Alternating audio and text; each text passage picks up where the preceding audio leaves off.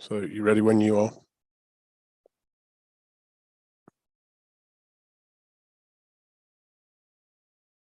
Okay, good evening, everybody. Good evening, councillors, ladies and gentlemen, officers, members of the public and esteemed press member tonight, and those, of course, watching at home.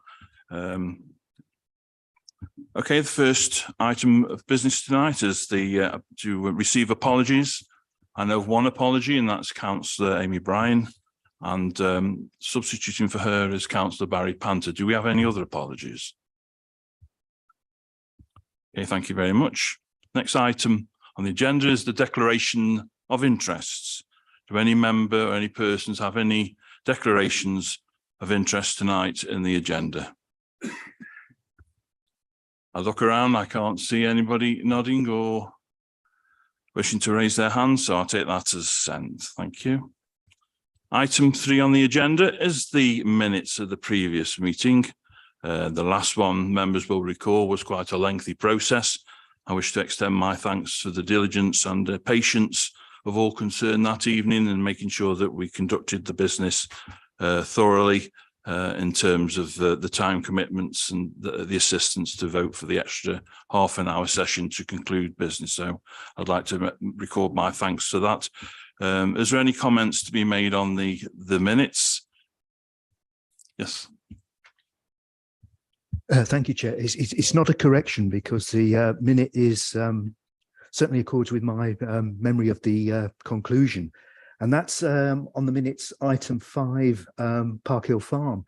I just wondered, Chair, I think we sort of deferred because we were seeking further information on access and passing points. And I just wondered the progress of that and when the application is likely to come back to the committee. Okay, thank you for that. I'll hand over to officers. Thank you, Chair. We have received the additional information from the agent, which sets out the location of all the passing places, has photographs of each of those passing places. The case officer visited the site on, I think, Friday last week to verify the information that had been submitted. So it's likely that the application will be on the agenda for the December committee. It's just that it wasn't received early enough for us to get it onto this one. Okay. A proposer and seconder, please, that we receive the minutes as read, if there's no more corrections. Councillor Hutchinson, do we have a seconder? Councillor Panther, thank you very much. That is received, thank you. The next substantive item on the agenda is the application for major development land north of Pepper Street, Keele, Seddon Homes. Members perhaps recall who were on this planning committee that this application has been to Newcastle many times under different guises and was last approved for outline planning permission. So that has been established. This is to do with the actual conditions that were imposed as a ruling on that item. I'd like to hand you over to the officers who will introduce this item. Thank you. Thank you, Chair. So yeah, this, as you'll see on the agenda report, this is an application to remove a condition of the original planning permission for this site, which granted outline consent in 2014 for up to 100 dwellings. The condition 21 of that consent stated that there should be no impact piling undertaken during the construction of the development. The applicant is seeking to remove that condition, and they've submitted a noise impact assessment that was requested by Environmental Health. The location of the site is shown on the screen there for you. So you can see that the nearest residential properties are to the south of the site. There's some there on Pepper Street, and then these ones on Quarry Bank. So following receipt of the additional information sought by Environmental Health, they have no objections to the application, and you'll see that we're recommending that that condition is removed. For that, I'll open it now to members.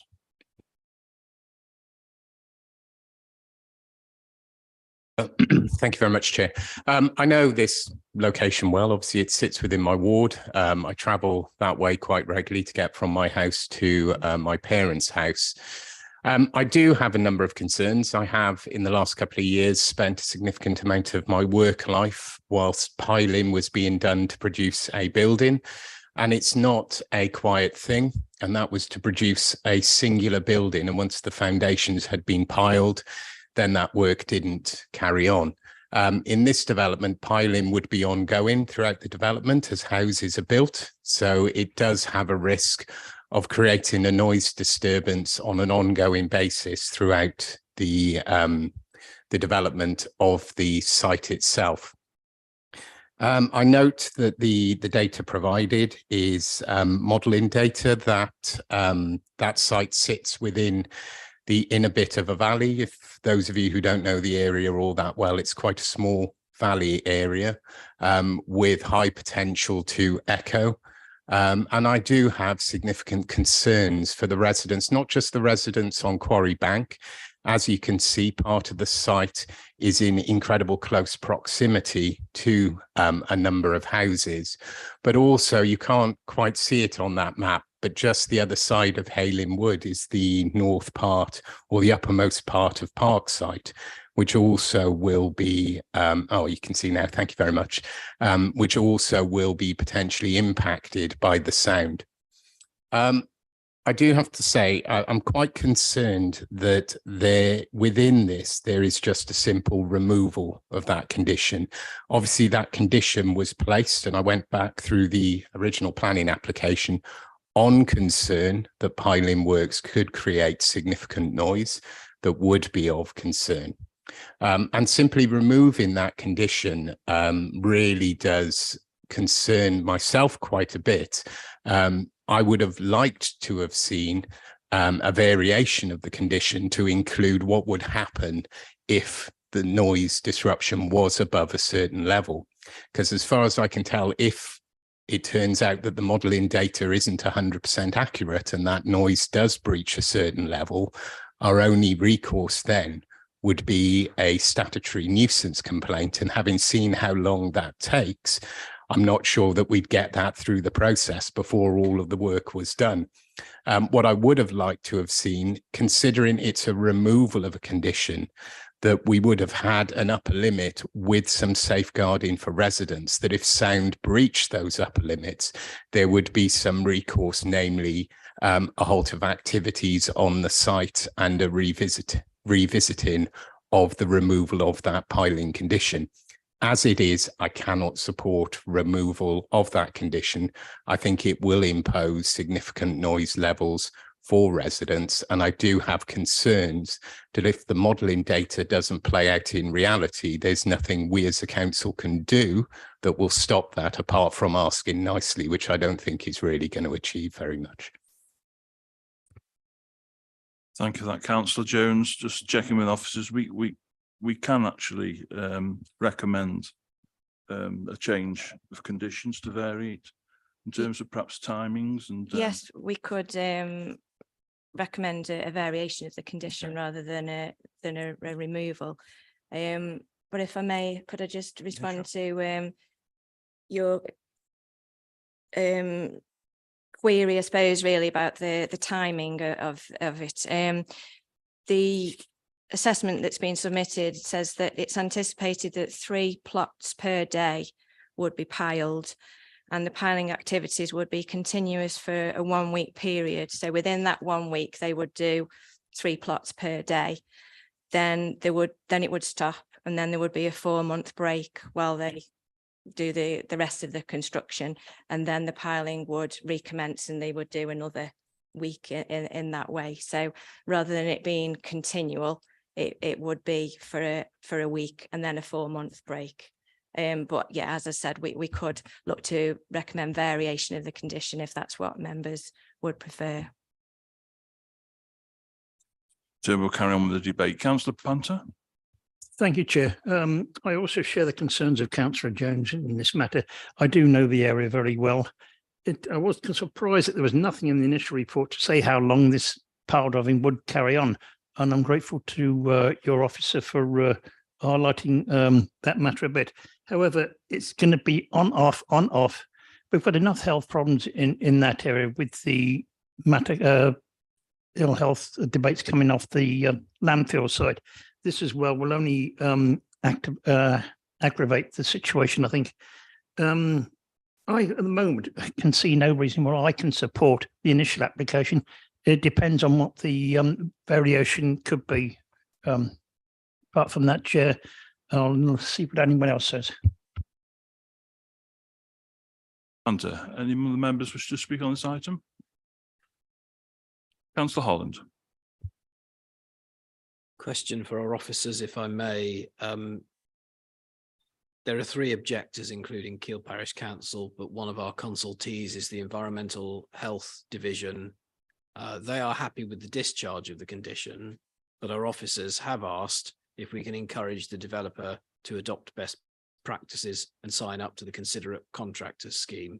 Is it possible for us to condition a subscription to the considerate contractors scheme, perhaps as a variation of the condition? I understand that carries with it some obligations for the developer. Would it be possible for us to require that?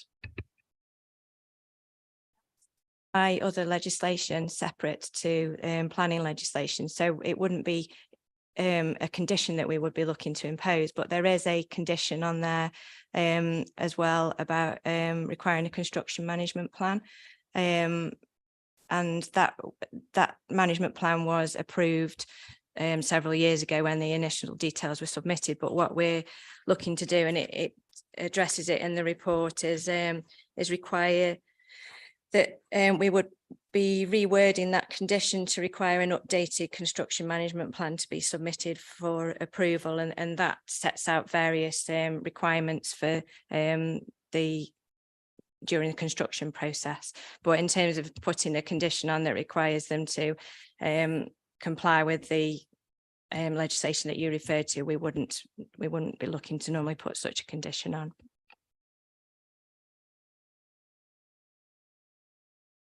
To speak? Okay. In that case, then, do we have a? Sorry, Councillor Jones. Yeah, so just to make your job a little bit easier, I'll move refusal on the basis that I don't feel confident that we would be able to vary the condition to the level to protect residents in a way that I feel reasonable tonight. Therefore, I feel that all we can do at this point, or all I can recommend at this point, is to move for refusal of that. Okay. Do we have a seconder for that? Seconded by Councillor Panther. I'll take it to the vote then. Will members please show by waving their hands whether they support that proposal?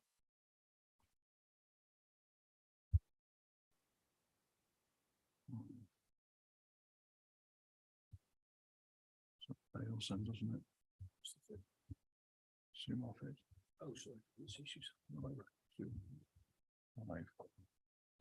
That fails, doesn't it?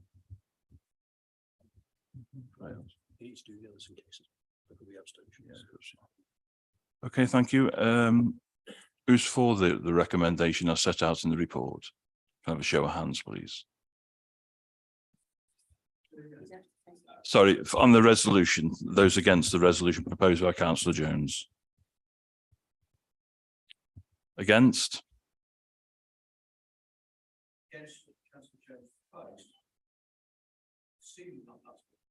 Yes, it is.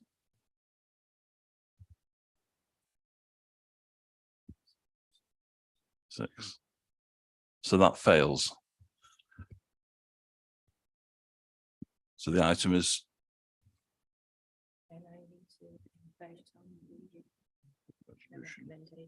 Yeah, okay. So in that case, we need another proposal in terms of recommendation that would satisfy us. Would anybody like to make that proposal, please? Mr. Chairman, I will move the recommendation as printed.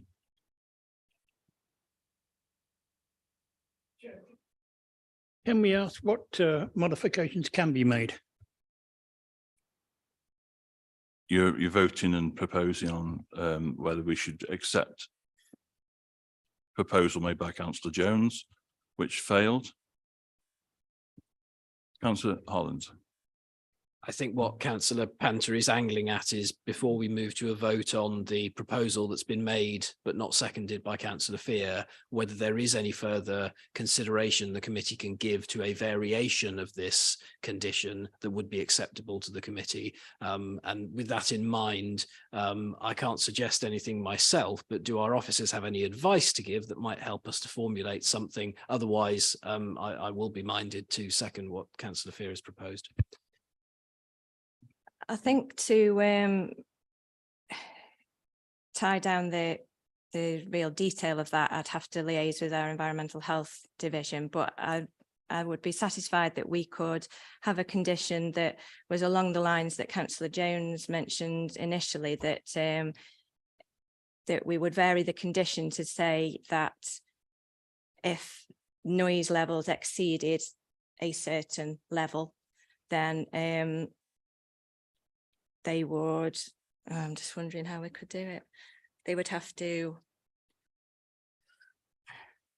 Chair, I think there is a way around this. Yeah. There's a technical solution to it. I think we just need to get our heads around what that wording is with our colleagues in environmental protection. So if members accept the principle of that, it's something perhaps we could discuss the detail with you, Chair, and the Vice Chair, so that you feel confident that that embraces the spirit of what the members are concerned about, and then we can then issue the decision on that basis. So be subject to agreement with yourself and the Vice Chair, and so essentially that'll be delegated so that we can get the wording right. Does that make sense? Does that make sense to members? Councillor Holland. I understand, Chair. I'm not sure whether Councillor Jones and those who were against approving this outright would necessarily be happy with, I don't wish to speak for them, but I'm not sure whether they'd be as happy with that as they would be with a deferral, such that it would come back to this committee once our officers had sought advice from the environmental department on noise thresholds and a mechanism for such a variation to work. I mean, my hope would be that something could be drafted with our expertise that would be acceptable to Councillor Panther and to Councillor Jones and others. Would deferral be an acceptable thing for me to propose right now? Yeah. Yes, Chairman, there is, yes, there's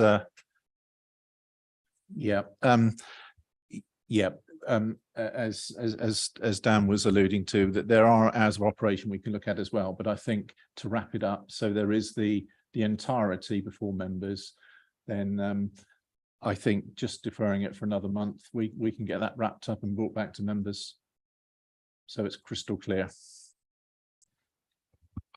Mr. Moffat, before I move any further, I'll let you in. Yeah. Thanks, Chair. And I might have missed it in the report, but the officer said that in terms of the piling, it would be 1 week and then there would be 4 months. Is that written anywhere? It is. It's written within the noise impact assessment And that that's a environmental condition. health sought and was provided. Yeah. Okay. and So that it's on is the a basis condition. of the information within that noise assessment that environmental health are satisfied. In which case, and I was also going to suggest perhaps a deferment until we get some more reassurances. Okay, well, we have a proposal for deferment. I'm happy to second that from the chair. Can I see a show of hands, please, in favour of that? That's clearly carried. Thank you.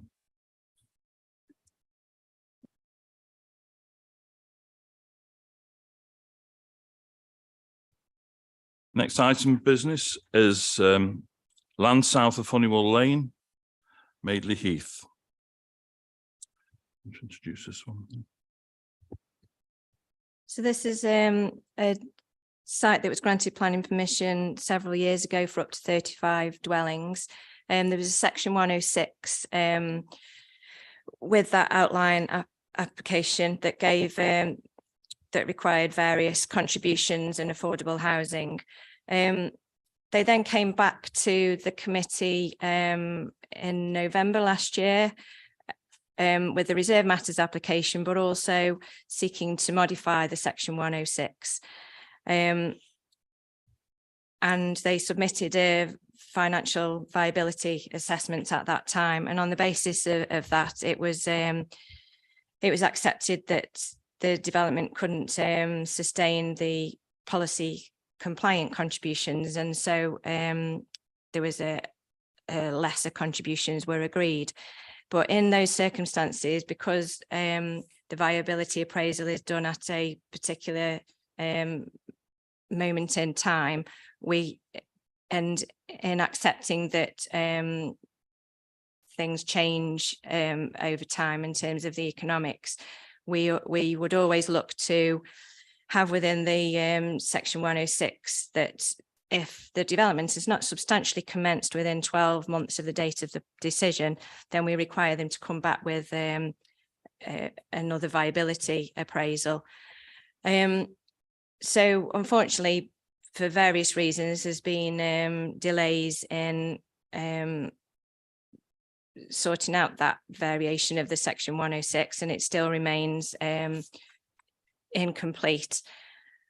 So because the date that they need to achieve a substantial commencement is within 12 months of the date of the decision on the Reserve Matters application, it now means that they need to achieve substantial commencement by the 11th of January, and they haven't actually got that Section 106 signed and resolved yet. So clearly there is insufficient time for them to be able to make that substantial commencement, because it's not just a commencement, it's a substantial commencement, and that's defined in this case as completion to damp-proof course of no fewer than 6 dwellings and the construction to base course of the access road.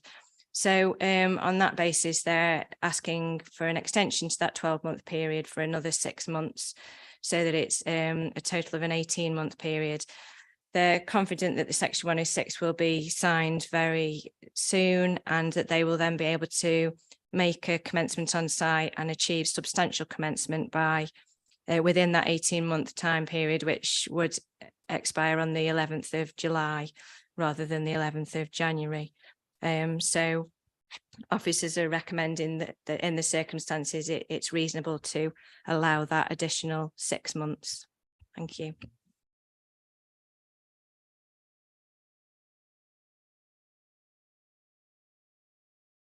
For that, do we have any speakers on this? Okay. Okay, I'll throw it over to members. Over to you. Councillor Fear. Thank you very much, Mr. Chairman. Could I just ask the officer where the delays have been incurred with the S106? I mean, is this something that's on our side? Is it something that's on the applicant's side? Because I think all members are a little bit wary of these things being prorogued and prorogued and prorogued. I've read the report. I can see the point here, but my feeling would be that were we to do this, we should also be sending a message that thus far and no further, and that we would expect this matter to be resolved within those extra 6 months. And therefore, we shouldn't be expecting this to come back again, because we have had this in the past, and it's very irritating. So it'd be interesting to know just where the delays have occurred. And as I say, I would be minded to vote for this recommendation, but with the rider that I would not be minded to vote for another recommendation of this sort were it to come in the future. I believe that Councillor White wants to speak on this. He did send a request through yesterday, but I've just been informed that he is waiting to speak. Councillor White, are you there?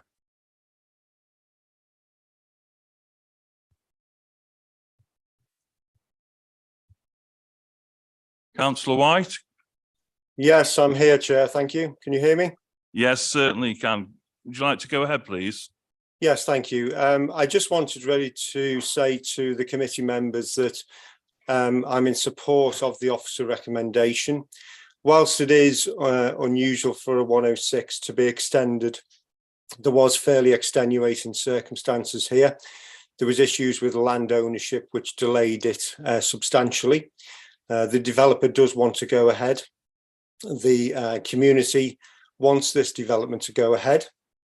It is in a sustainable location, and previously it was brought to committee because there was problems with the 106 community element of the allocation. That was subsequently agreed. So there is £80,000 due to go to the local community in Madeley Heath. There is also monies to the local schools. And as I said, it's in a sustainable area, and there is a reasonable reason for this request. So I'm asking committee members to please accept the recommendation. And that's it. Thank you, Chair.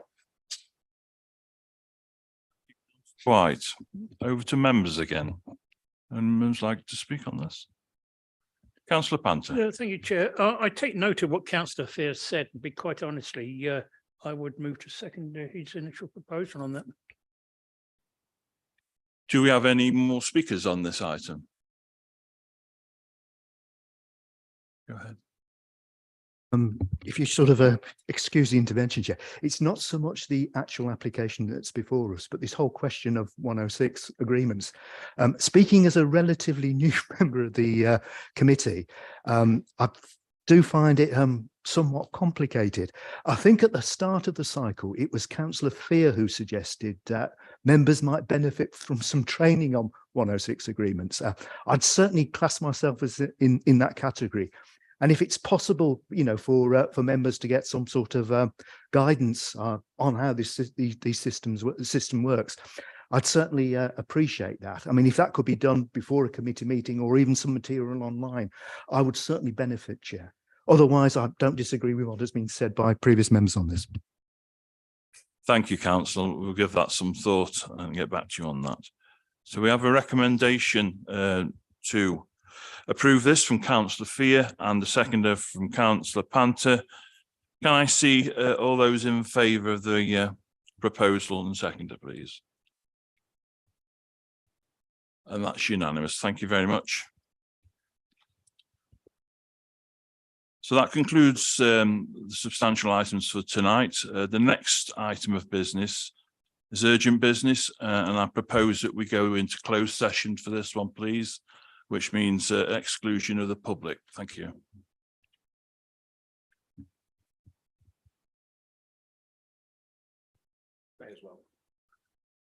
Want to vote for